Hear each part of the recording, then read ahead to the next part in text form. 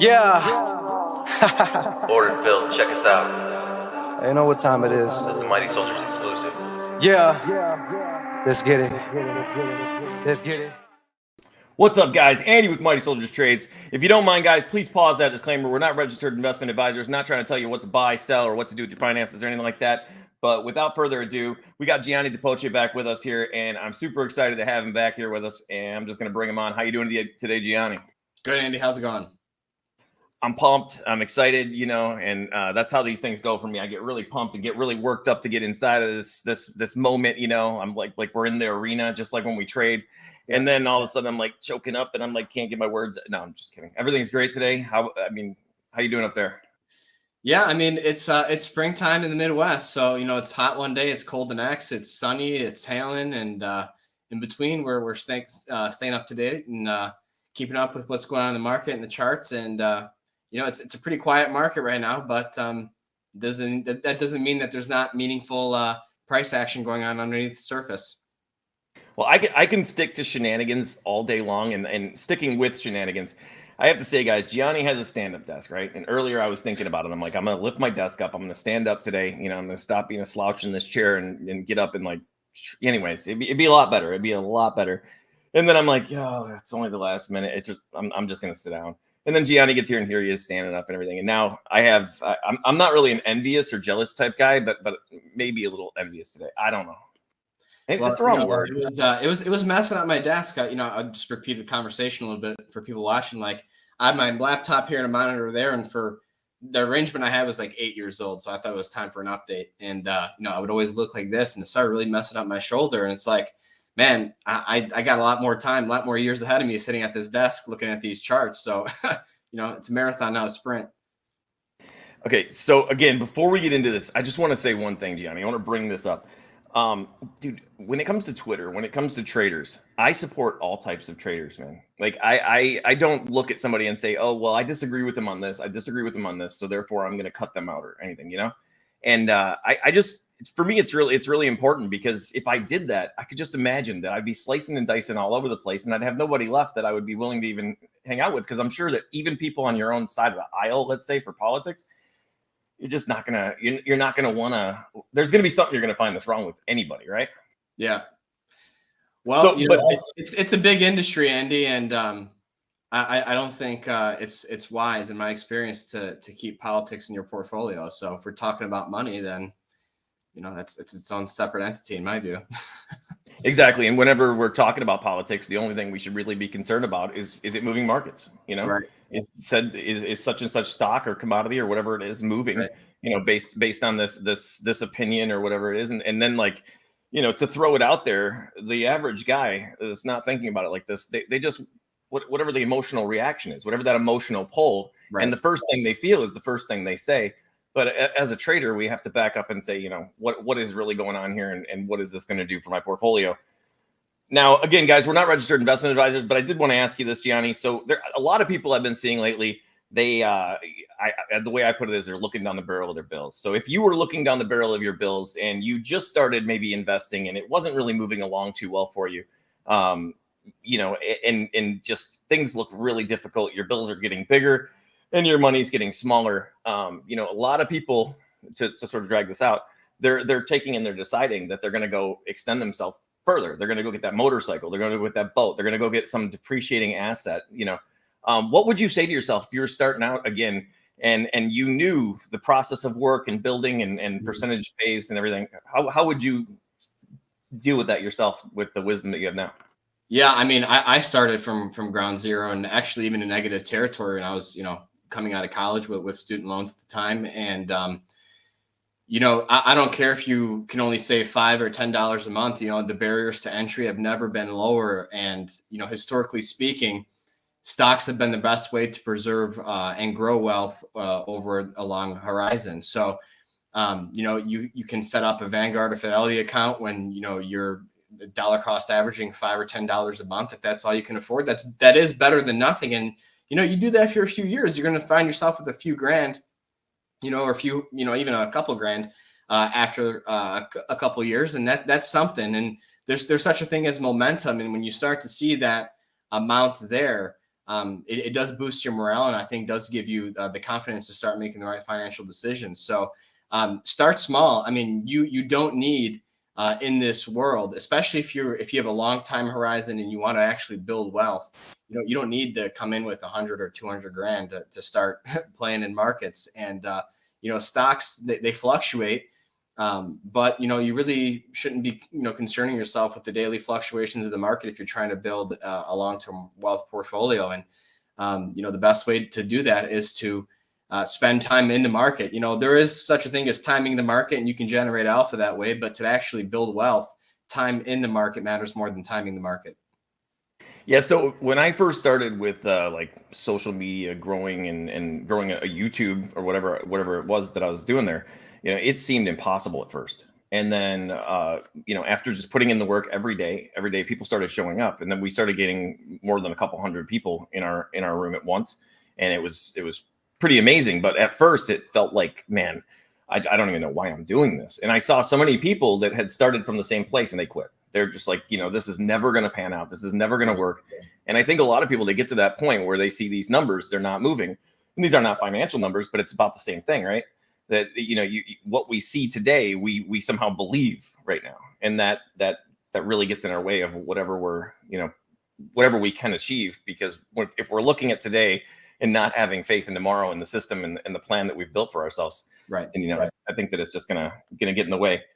If you don't mind, do you trade earnings? No, I mean, I'll hold a stock through earnings, but I'm not buying or selling based off of an individual earnings report. If you did trade earnings, if you did, would you wait until like everything digested before you touch something like that? Or yeah, in theory, yeah. In theory. So but basically, what are you looking at lately, Johnny? Well, I still have my eyes on the U.S. dollar. I mean, it's selling off a little bit today, and the implications that the dollar carries are really vast. Year to date, international stocks have been doing better than domestic stocks. We're seeing all-time highs in a lot of international equities in Europe and in Latin America. But what really has my attention, Andy, is Mexico. I mean, if we look at the Mexican peso up notably against the U.S. dollar year to date, and the Mexican stock market, EWW, the ETF, that looks really good too. So, there's all this talk about, there's an obsession, right? We have a recency bias about U.S. equities, primarily because a lot of us live here, but also because it's the biggest market in the world. But I mean, you really can't sleep on what's going on in Mexico and Latin America, I think. And, Mexico is a huge trading partner of the U.S. There's a lot of capital exchange back and forth between the two nations. And I'm very bullish on Mexico. And I just saw a comment there. U.S. oil jumped considerably today. I mean, Mexico's a big oil producer too. I mean, you can't sleep on that. A lot of it's state owned, but countries like that, the emerging markets historically did well in periods of commodity bull markets and commodities. That really hasn't been the case in the last couple of years, but I do think that is changing, for better or for worse. But, I brought up the dollar to start with, because if the dollar rebounds here, I don't know if that trend is going to continue. And, I was having an exchange on Twitter with one of my old colleagues that I've known for about a decade now. And he was saying, what would be the catalyst for the dollar to continue its decline? Well, I think the dollar's pulling back. Perhaps the market is anticipating a pause or a pivot at some point. But even if the Fed were to pivot or pause, that doesn't mean that QE is coming back, and that doesn't mean that they're cutting to zero. I mean, they could cut, 1%, but if inflation stays stubbornly high, so that's what I'm saying is, like, I don't think we're going back to the era of QE and ZERP ever again. I think that's way far gone now. See, I keep hearing that and I brought this up, I think the last two times perhaps, but I keep hearing, that the new pain that the typical American consumer is going to face is going to be in the credit crunch, and that, that this is how we're going to sort of handle the runaway inflation, and then people will be buying less and prices will be coming down. Is there a way that you can take that information and turn it into success in your portfolio? Well, at that point, you're going to want to look for high quality stocks with steady earnings growth. the downturn would be healthy, because we basically had a decade of I want to call it like inorganic earnings growth. For a while their companies were growing their earnings by cost cutting. But in this environment, when expenses are rising for companies, the only way to actually grow earnings is to increase sales. So that's a different macro environment that we were in the last decade, where you could just refinance your long-term debt and pad your earnings by reducing interest expense and whatnot. But now, if your input costs are rising, you need to figure out other ways to grow your bottom line, and the only way to do that is to expand the business. So, unfortunately, it's going to mean more consolidation in industry. A lot of mom and pops getting bought out by bigger conglomerates, and I see it every day. With local business owners in my area. They're getting offers that they've been in business 25, 30 years, and offers that would be kind of silly to say no to, especially if their children, if they have any, are not interested in the business. It's just one of those things. So consolidation is the name of the game, and if you agree with me in the sense that the U.S. is kind of going the way of Europe in terms of the business environment, with excessive bureaucracy and regulation and whatnot. That's just the way it's going to be. So you have to trade accordingly and just recognize that what we're in. You can agree with it or disagree with it, but to circle back to your point on keeping politics out of your portfolio, it is what it is. You don't have to agree with it to trade on it.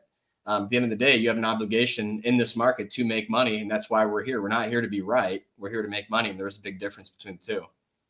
Well, speaking of U.S. oil jumping in that comment, and nice bike, by the way, Dr. Doohickey. That's the handle here in the chat. But it looks a lot like a bike that I had before I came down here. But yeah, I'm just gonna go. Yeah, I'm just gonna go with it. I'd go with it every time, Gianni. But I just get a thought that takes me far away from where I should be. But that bike that I had, it was an FXD, Harley Dyna Super Glide. Anyways, Yeah, it was pretty fast. It was stage 2. But I started riding it in the winter, and I rode it in a couple of ice storms. I went down to the Metro Park there in Michigan by Lake Erie, and we went in, and it was fine. It was dry, and when we came out, it was completely ice. So I had to get home, which was quite a ways to the little islands in Gibraltar from that Metro Park. I'm basically solid sheet of ice. So that was good times. Wow. But we were talking about oil, and you had. I'm really glad to say that you have bar chart up right now already. And I have a chart of oil up right now. I want to change here to the study. I want to put the I like to use the commodity channel index. So you can put it up on screen if you want. Commodity channel index. That's my preferred indicator whenever I look at a commodity. So let me raise this up here. So. The big thing for me in oil is, we had this bullish breakaway gap that unfolded when OPEC announced that big production cut. And it's not uncommon to see a retest of the gap. We didn't retest the entirety of that gap up, but as long as crude oil is above this gap, I'm looking at the June contract, as long as crude oil stays above 75.80, it doesn't close below there, I think we have to respect the long side. And it's a really good risk reward ratio in my view.